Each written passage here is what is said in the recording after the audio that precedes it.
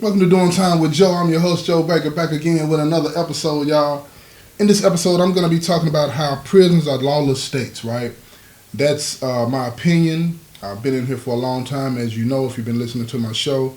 And I'm just fascinated by the way I am now, paying more attention to what's going on. And it just fascinates me how the people that run the prison systems treat criminal behavior in prison different than the law treats criminal behavior on the streets, and I think that that causes the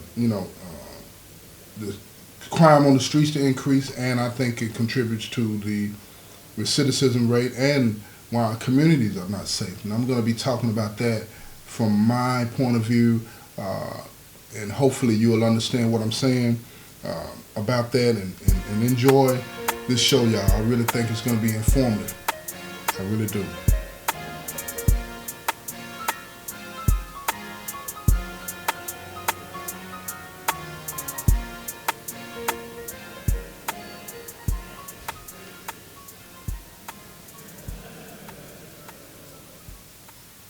And check this out, y'all. In prison, did you know that you could assault somebody and not be criminally charged for it, right? If you were on the streets, if you're on the streets like you are, listening to this show, and you walk up on somebody and you just slap the spit out of their mouth, I'm talking about slap them, that would be assault. That would be assault. In here, if you slap somebody, well, first of all, let's get to it. If it's assault on the streets, right, you slap somebody on the streets and it's considered an assault charge, and that person decides to go to the police department, swear out a warrant, so on and so forth, and you end up in the court system, you can end up in prison because that's a felony, right? But if you're in here and you slap somebody, nobody comes to the victims and says, do you want to press charges? And now I give you this. In most cases, I would assume that the person that will be in prison will be afraid to testify against the person that slapped them in here because, it's a small environment. The consequences would be immediate as far as people calling them a snitch or whatever the case may be. But if you were on the streets and somebody slapped you and you were afraid to press charges, that wouldn't preclude the police from coming to talk to you about it. You know what I'm saying? If they saw it or something like that, or somebody else reported it, or you were at a concert and it happened, they would still come to talk to you. And if you told them you were afraid to press charges, in a lot of situations they would offer you protection. Why don't they do that in here? The only thing that's going to happen to the person that slapped somebody in here is that they're going to go to the hole, they're going to get a write-up, they're going to go to the hole, serve about 5 days in the hole, they're going to get out, and if they lose their security restriction, going from minimum restrict to medium, which I know y'all don't understand that, but that's just changing your security level, and that's going to determine how many good behavior days you can earn. So if it goes from minimum to medium, they're going to earn 12 days. So they're still earning good days. They're still earning good days, but they're still exhibiting the same type of behavior that would get them in trouble on the streets. So why should they be granted those good days? Why should a person that's in prison continue to participate in criminal activities be allowed to continue that behavior with little to no interruption of that behavior? If prisons are supposed to be about rehabilitation, as they say on paper, then where's the rehabilitation when it comes to the behavior? Where is that at? If a person in prison, if a person on the streets is caught selling drugs, they will be charged with a felony of selling controlled substance, possession, distribution, all of that. You get caught in prison selling drugs, guess what happens? You go to the hole, right? You go to the hole. If you're found guilty, you're given a few days in the hole, however that may be. It can be anywhere from 5 to 20, depending on the circumstances and the situation. It could be more than that. But you're not going to get maxed out unless it's an extremely large amount. But after you do your whole time, you're going to get back out of the hole, and you are going to be able to resume your drug trade. I'm telling you, the behavior on the streets is treated differently than the behavior in prison. That's why I say prisons are just like lawless states. And let me tell you why I think and how I think that affects the crime rate on the streets, not in prison. Let me tell you how I believe that affects the crime rate on the streets.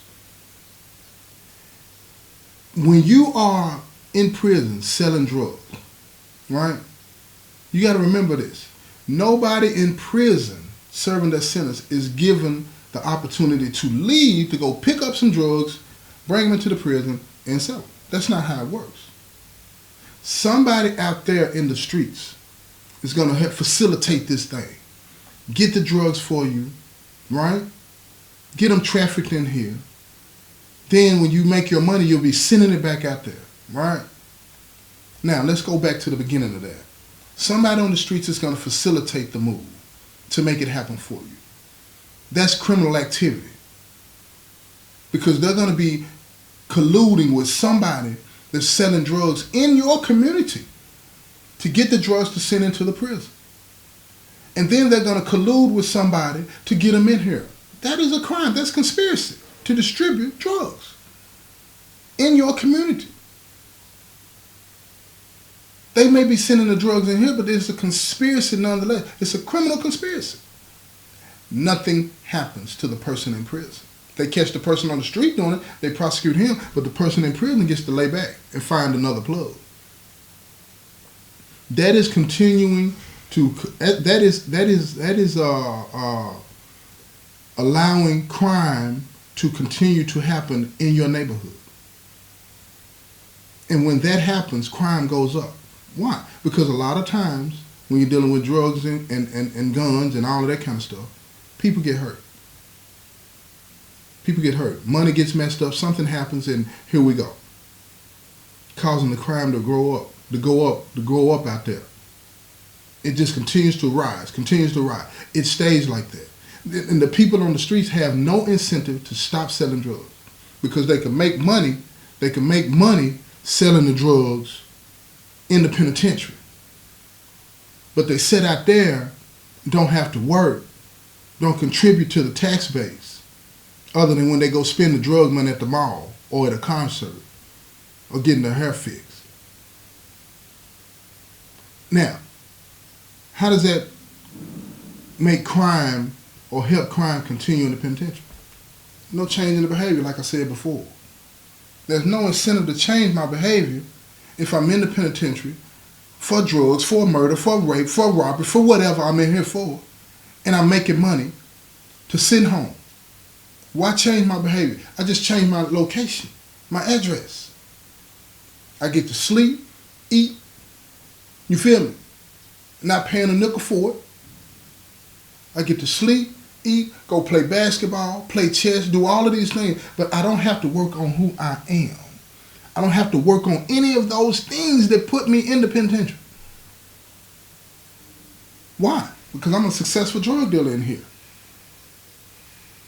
Now, let me show you why that contributes to the recidivism rate. If I don't change my behavior in here, and then I get out of the penitentiary, I was a successful drug dealer in here, then I'm going to believe that I'm going to be a successful drug dealer out there.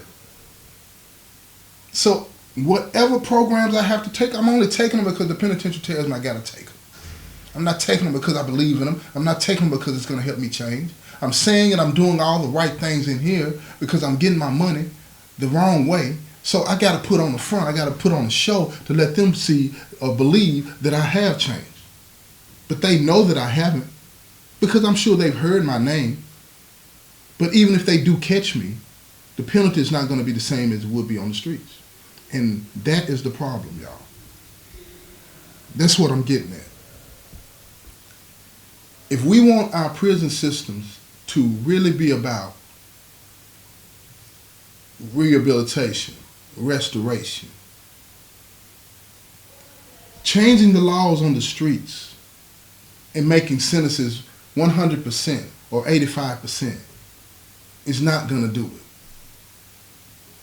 It's the laws that govern the prisons that are the problem. we have to incentivize good behavior in a way that it can significantly change your sentence if you follow the rules, all the rules, and change your behavior. Instead of getting 16 days a month, why not give 32? Why not give 40? Why? Because they use the good behavior process to manage the prison, not to change the behavior per se. And I know that's a thin line and you might not understand what I'm saying, but let me try to explain that. They give you just enough days in here to keep you or teach you how to dodge, put on a show of behavior change, but not actually making a behavior change. That's what they do. But if you gave people significant amounts of days as an incentive to change their behavior, they would. Flip it around. Flip it around. And if you gave people, if you treated crime in prison like you treat crime in the streets, and take people to court, do whatever you had to do legally to secure the testimony of the victims, if it was an assault or attempted murder or a rape, the things that we know happen in here. If you secured those testimonies, you get those convictions, and you give those people in here, the people that are in prison continuing to commit crime, you give them those 100% sentences. That's what you do. Because if you don't want to change your behavior, you don't deserve to get out there. But if you're in here and you're doing the right thing, you following the rules, and you're doing all, you should be able to change your sentence significantly with good days. Not just enough days to manage the prison, but enough days to make it to where you look forward to getting out one day. We got to do something better than what we're doing now. This stuff don't work. I'm telling you, I've been here for 34 years. I'm telling you what I know. But I understand. Don't nobody want to listen to somebody that's a convicted murderer. We don't want to do that. He has lost the moral authority to give advice, to tell us what's going on. You're wrong. You are wrong about that. And you know you're wrong. You know you're wrong. We have to find a way to make sure that our prisons are safer. Everybody in prison deserves to be in a safe environment. And as long as we ignore the laws of the land in prison, there will be no safe environment. I don't care what you try to do. You come in here, you can bring all your attack teams and everything like that and beat people up and assault them. It's not changing the behavior. All you're doing is making people unite against you. You're not giving people any incentive to say, I don't want this no more. And trying to say that, don't get it twisted. I believe that people should do the right thing because it's the right thing to do, man. That's where I'm at. And that's what it's going to be with me, whether I get any good days or not. I understand that. But everybody's not on that level, and we have to acknowledge that reality. We got to ease them into that, man. We have to say, look, you do it this way, you get this. You do it that way, you get this. And I think if we did that, I think if our system was open to that, you'd see significant change. Because if we don't have people in prison assaulting people, selling drugs, and doing all of those things, it'll reduce the crime rate out there. How so? How so is that, Joe? Tell me, how would that be? If we don't have people in here selling drugs, we don't have money going out here to continue to finance those criminal enterprises. A lot of money is sent out of the penitentiary to buy drugs, to buy guns, to support that criminal lifestyle out there. A lot of money. A lot of money. And we got to find a way to stop that. I'm telling you. And if you do that, our communities will be safer. Because the people, and then you need to offer programs when you got these people focusing on doing the right thing and going home. Give them programs. Give us programs that we can really use.